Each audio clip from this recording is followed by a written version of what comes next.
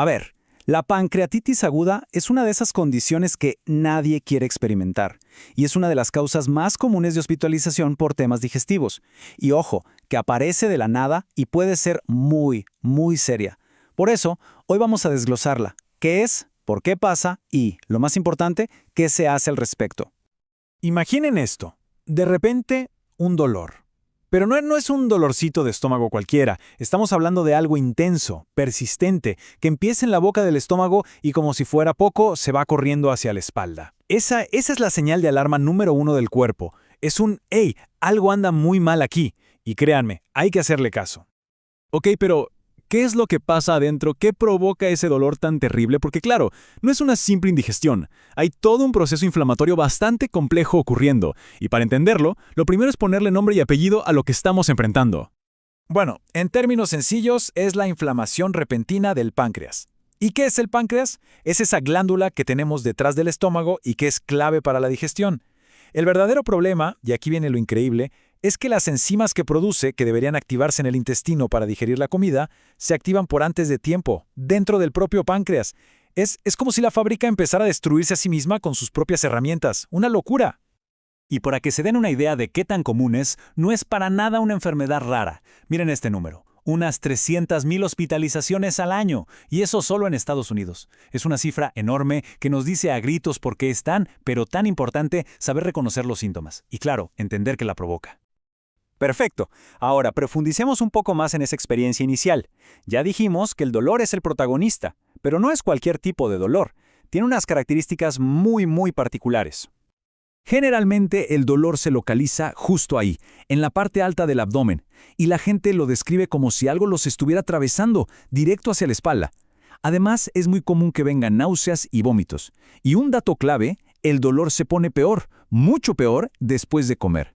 Curiosamente, a veces sentarse e inclinarse un poco hacia adelante puede dar un mínimo alivio. Ok, ya entendimos los síntomas. Ese es el primer paso. Pero ahora viene la pregunta del millón. ¿Qué es lo que desata todo esto? ¿Qué hace que el páncreas se revele de esa forma tan violenta? Pues resulta que hay dos grandes culpables que se llevan casi todo el crédito, por así decirlo. Fíjense, en primer lugar, con un 40% de los casos, tenemos a los cálculos biliares. Y siguiéndolos muy de cerca, con un 30%, está el consumo excesivo de alcohol. Juntos, explican la gran mayoría de los episodios. Y el mecanismo con los cálculos es bastante fácil de visualizar. Imaginen una pequeña piedra, un cálculo biliar, que se escapa y viaja hasta atascarse justo en la salida del conducto del páncreas. Es como un tapón en una tubería.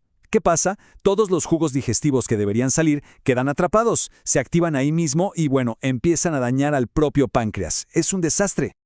Pero ojo, no todo es culpa de los cálculos o el alcohol. Aunque son los más comunes, hay otros factores que pueden desencadenar una pancreatitis. Por ejemplo, tener los triglicéridos por las nubes, más de 1000. O la reacción a ciertos medicamentos, complicaciones después de algún procedimiento médico, e incluso causas genéticas, algo que se hereda. Bien, entonces, con todos estos síntomas y posibles causas, ¿cómo hacen los médicos para estar seguros y decir sí, esto es pancreatitis aguda?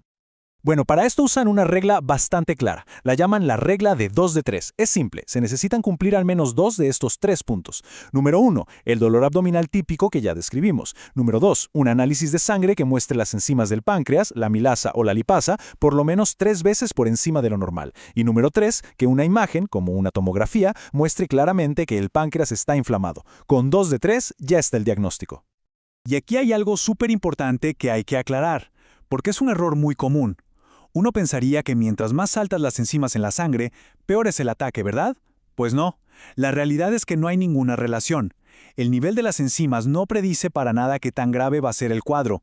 La gravedad depende de otras cosas. Entonces, ¿qué es lo que sí define la gravedad? La gran diferencia, la línea que separa un caso leve de uno grave, es si hay fallo de otros órganos o no. En una pancreatitis leve, el problema se queda en el páncreas.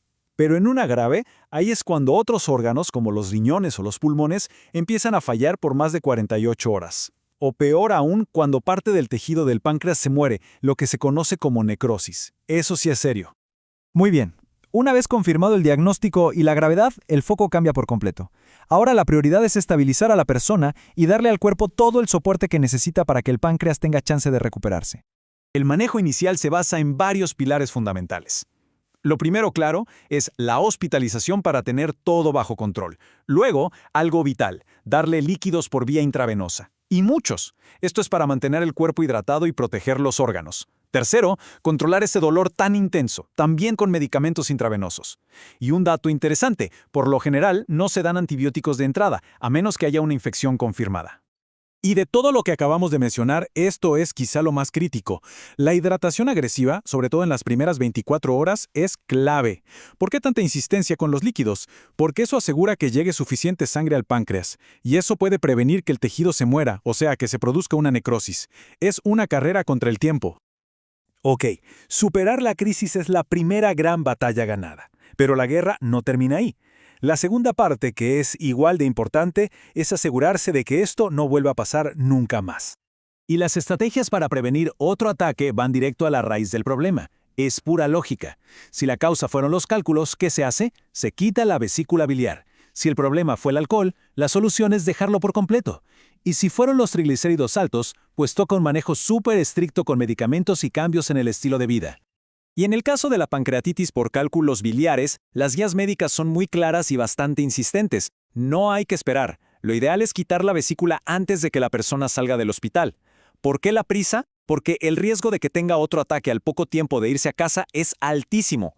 Mejor cortar el problema de raíz y de una vez. Así que, al final, todo nos lleva a este punto. Saber la causa de la pancreatitis va mucho más allá de tener una etiqueta para el diagnóstico. Es, en realidad, el punto de partida para una conversación fundamental con el médico sobre prevención. La pregunta clave que queda en el aire no es solo ¿por qué me pasó?, sino más bien ¿qué vamos a hacer juntos para que esta experiencia tan dolorosa y peligrosa no se repita jamás?